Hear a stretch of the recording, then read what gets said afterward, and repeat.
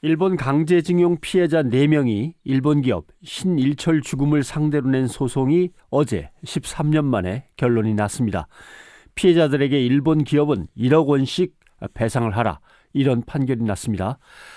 소송을 이끌었던 최봉태 변호사를 어제 아침 스튜디오에서 만나도 봤습니다마는, 그런데 해당 기업인 신일철 죽음은 판결에 대해서 유감이라고 하고 일본 정부도 강경 대응을 내비치고 있습니다.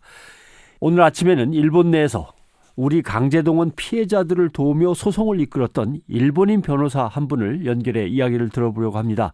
일본 현지를 연결해 보겠습니다. 자이마 히데카즈 변호사가 연결되어 있습니다. 변호사님, 안녕하십니까? 오하요고자이마스. 네, 변호사님, 그동안 일본에서 한인 강제동원 피해자들을 위해서 변호를 맡아오셨다고 하는데 그 경위를 먼저 잠깐 설명을 해 주시죠. 제가 이 문제에 처음 관여하게 된 것은 1995년, 그러니까 일본으로서는 전후 50년이라는 매듭을 맞는 해였습니다. 당시 미쓰비시 중공업의 예전에 강제동원 되었던 징용공 사람들이 일으킨 재판에 관여했던 게 처음이었습니다. 이분들은 강제동원과 원폭 피해, 이중의 피해를 안고 있었고, 이들이 일본 정부와 미쓰비시 중공업을 상대로 일으켰던 재판에 대해서 변호를 맡았습니다. 한국 대법원이 어제 강제동원 피해자들의 손을 들어줬습니다. 어제 판결 들으실 때 심정이 어떠셨습니까? 2012년에 한국 대법원이 획기적인 판결을 내린 바가 있습니다. 이후 일본에서 우리 재판을 지원하는 변호사와 지원자들은 대법원에서 판결이 확정이 되어서 일본 기업의 책임을 인정하는 그런 조치가 취해지면 좋겠다고 오랫동안 기대해 왔는데요. 그 판결이 확정되어서 좀 마음이 놓인 상황입니다. 이번 판결이 갖는 의미를 좀 짚어봤으면 좋겠습니다. 특히 일본 사회에는 이 판결이 어떤 영향을 미치는지, 어떤 의미를 갖는지, 그게 궁금합니다. 이 판결의 하나의 커다란 의미는 아무래도 국가 간에서 이루었던 협정이나 협의를 통해서 개인 청구권을 빼앗을 수는 없다라고 하는 점을 인정했다, 확인했다는 것이 커다란 의미겠습니다. 국가 간의 협의를 통해서 개인의 청구권을 박탈할 수 없다는 것은 국제법상으로는 상식입니다만 이를 한국 대법원이 인정한 것이라 하겠습니다. 그런데 이에 대해서 일본 사회에서의 반응으로는 보도가 많이 되어 있지도 않고, 또 특히 청구권 협정을 통해서 완전하고도 최종적으로 해결된 문제인데 왜 이런 판결이 나오는가 하는 느낌의 보도가 주류를 이루고 있습니다. 당사자인 신일철 죽음에서는 유감이다라는 반응을 내놨습니다. 한일 양국 및 국민 간의 청구권 문제 해결된 거 아니냐라고 하는데, 한국 대법원의 판결은 일본의 확정 판결이 있었는데 그거하고도 반한다라는 지금 내용을 내놨는데, 그 법적인 쟁점을 좀 설명을 해주셨으면 좋겠습니다. 일본에서는 1965년 이후에 법률이 제정된 바가 있습니다. 이것은 양국 문제가 이 협정을 통해서 해결되었다. 배상 청구권을 는 이제 소멸되었으니 청구하지 못한다라는 취지를 담은 법률이었습니다. 그렇기 때문에 일본은 한국인들의 배상 청구를 인정하지 못한다는 입장이었던 것이죠. 하지만 국가 간의 협정을 통해서 개인 청구권을 부정하지 못한다는 것은 아까도 말씀드린 바와 같이 국제법의 원칙상 살아있는 것이기 때문에 한국에서 개인 청구권을 활용한다는 것이 허용되는 것입니다. 그것은 국제법 상식에 맞는 것이었습니다. 한국과 일본 사이에서 법적인 견해의 차이가 있다는 것은 바로 이 점을 둘러싼 부분입니다.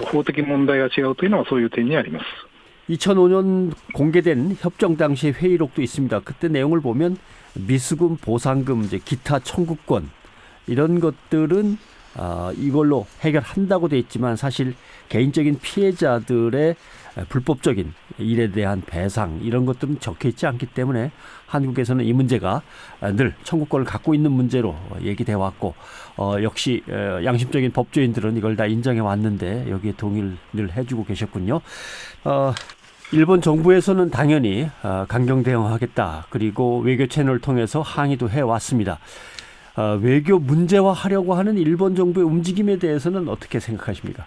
국가 사이에서 완전하고도 최종적으로 해결이 됐다고 이야기가 되었지만 실은 그렇지 않았다는 것 때문에 개인이 이렇게 소송을 제기한 것이죠. 그런 개인의 여러 문제 제기들은 일본 정부는 당연히 각오를 했어야 하는 문제이라고 생각을 합니다.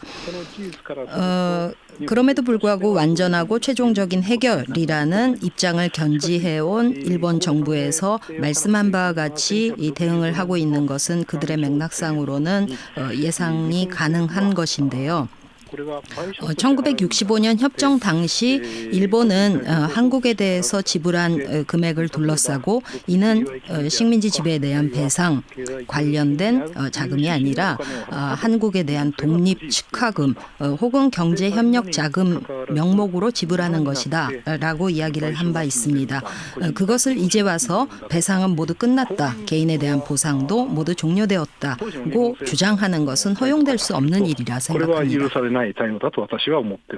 사실 어떻게 보면 간단하게 신일철 죽음이 나름대로 전쟁에서의 어떤 아픈 상처를 나름대로 깨끗이 해결하는 입장에서 자발적으로 적극적으로 좀 나서서 보상을 하면 배상을 하면 간단한 문제일 것 같은데 그럴 가능성은 없는지 그리고 정 안 되면 한국 측에서 강제적으로 집행할 수 있는 어떤 여지는 있는지 그 부분도 좀 설명을 해 주시죠. 이것은 일본 정부나 일본 기업들이 어떤 입장을 취하는가에 달려있다고 생각을 합니다. 국가 간 협정을 통해서 문제가 해결되었는데 왜 피해자가 굳이 소송까지 제기하면서 배상을 요구하고 있는가 하는 부분에 대해서 진지하게 받아들여 고민해야 할 것입니다.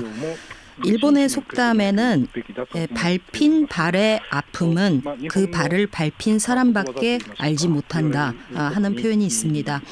일본 기업은 그러나 지금까지 그러한 밟힌 발의 아픔을 알려고도 하지 않았습니다. 그런 대응을 가지고는 문제가 언제까지나 해결될 수 없겠지요. 그러므로 이번 판결에 대해서 일본 정부든 일본 기업이든 진지하게 받아들이고 생각하면서 전쟁 책임을 제대로 받아들이고 문제 해결에 임해야 할 것입니다. 그렇지 않는 한 피해자들은 언제까지나 이 판결의 결과를 계속 끝까지 추궁하려고 하지 않을 수 없겠습니다. 조금 민감한 질문이긴 합니다만은 신일철 죽음 일본 본사가 나름대로 배상을 하고 싶다라는 의지를 어느 정도 갖는다 하더라도 일본 정부의 압박이라든가 일본 내의 여론 때문에 시행하기가 어려운 그런 상황이라고 봐야 되겠습니까? 그럴 가능성은 충분히 있다고 생각을 합니다. 그러므로 문제는 일본 정부가 어떤 대응을 하느냐라는 부분이 가장 중요할 것 같습니다. 하지만 한편 기업의 대응이라는 측면에서 보자면 한 기업이 아시아 혹은 세계에서 영업 활동을 해나간다고 할 때 오히려 기업의 책임을 분명히 드러내고 이에 대해서 책임을 다했다라고 매듭을 짓는 것이 매듭을 짓고 한국에서도 경제 활동을 전개해 나가는 것이 오히려 바람직하지 않겠는가. 그 부분에 대해서 일본 기업의 태도가 지금 문제가 될 것 같습니다.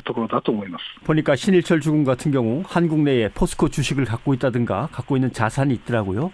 이런 거에 대해서 예를 들면 강제 조치, 압류가 들어간다든가 이렇게 되면 이제 그때는 또 한일 관계가 더 나빠질 수 있으니까 그 전에 아무튼 일본 본사가 결정을 내려줬으면 좋겠습니다.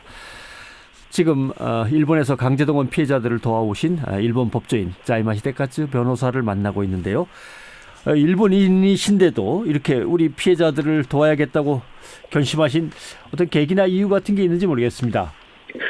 私は、日本 저는 일본인으로서 일본 정부의 책임을 추궁하는 운동에 지속적으로 참여해 왔습니다. 저는 이 문제가 일본을 위해서 필요하다는 생각으로 참여를 해왔습니다.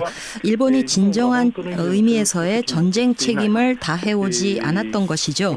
그런 상태를 가지고는 아시아의 평화, 세계의 평화를 일본이 이야기할 자격이 없다고 생각합니다. 일본이 진정한 의미에서의 전쟁 책임을 짊어지기 위해서 이 문제가 대단히 중요하다고 생각합니다.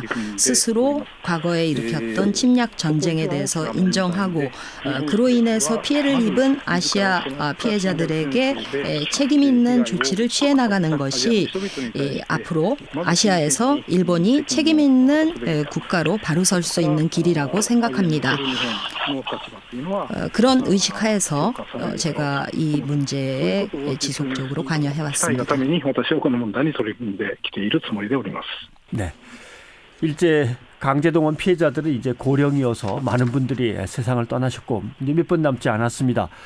이번 소송과 관련해서 강제동원 피해자들에게 한 말씀 해주시고 인사 나눠주신다면 고맙겠습니다. 과거 전쟁이 얼마나 사람들을 비참하게 만드는 것인가 하는 것에 대해서 현재 젊은이들에게 지속적으로 전해주셨으면 하는 바람이 있습니다. 과거 어떤 일들이 일어났었는지를 모르는 사람들이 지금은 너무나 많습니다. 역사의 이야기를 통해서 장래의 평화를 이야기할 수 있는 것인데 그런 이야기를 하실 수 있는 산 증인들이 바로 여러분이라는 생각을 해봅니다. 네, 오늘 여기까지 듣겠습니다. 그동안의 노고에 대해서 한국인을 대표해서 다시 한번 감사드립니다.